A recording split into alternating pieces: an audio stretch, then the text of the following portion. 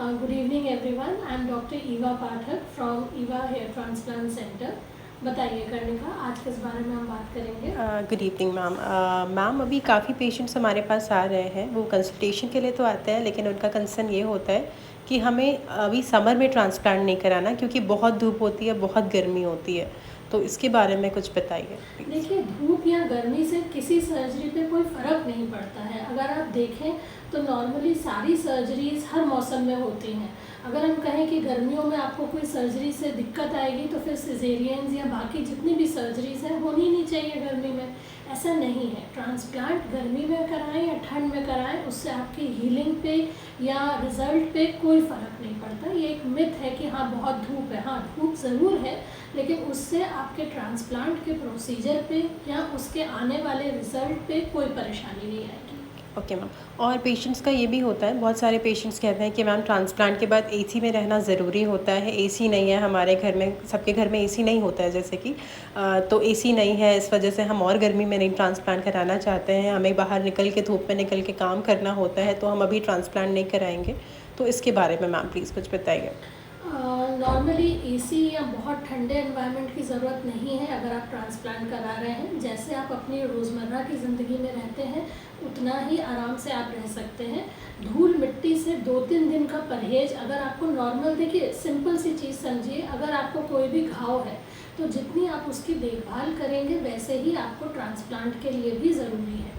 इससे ज़्यादा कि अगर आपको हल्की से हाथ में चोट लगी है या टाँके 2-3 हाथ में आए हैं तो आप ऐसा तो नहीं करेंगे कि अपना सब कामकाज बंद कर देंगे और बिल्कुल एक कमरे में बैठ जाएंगे।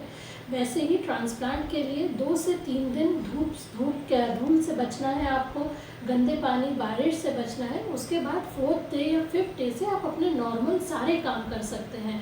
बहुत सारे लोग आते हैं जिनका फील्ड वर्क होता है, जैसे ट्रैफिक पुलिस वाले हैं या कांस्टेबल्स हैं जिनको बाहर काम करना रहता है, एमआरस हैं जो कराते हैं सर्जरी, तो कोई दिक्कत नहीं आती है। तीसरे चौथे दिन से आप बिल्कुल एक नॉर्मल कैप पहन के या सर को खुला रख के आप अपना काम कर सकते हैं।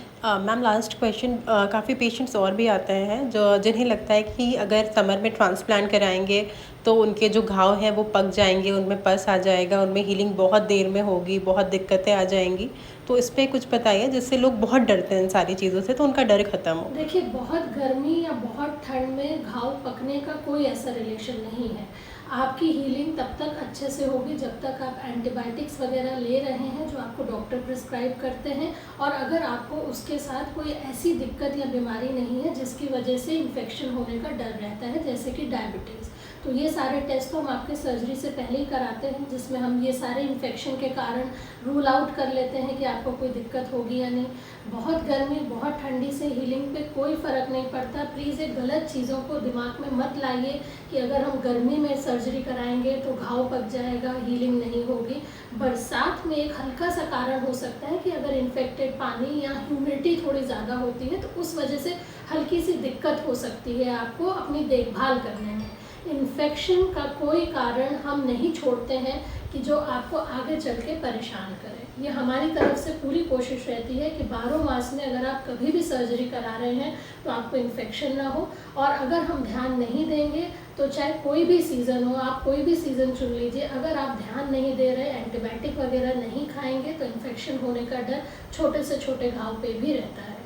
ठीक है, तो ट्रांसप्लांट को इसको लेके बिल्कुल मत सोचिए कि बहुत गर्मी है या बहुत ठंडी है अभी हम नहीं करा सकते हैं। आप ट्रांसप्लांट बेफिक्र होके अपने डॉक्टर से कंसल्ट करके कभी भी करा सकते हैं। हम 12 मास ट्रांसप्लांट करते हैं और अभी तक कोई ऐसी दिक्कत या परेशानी हमारे किसी पेशेंट को नहीं आई है। Thank you so much. Thank you.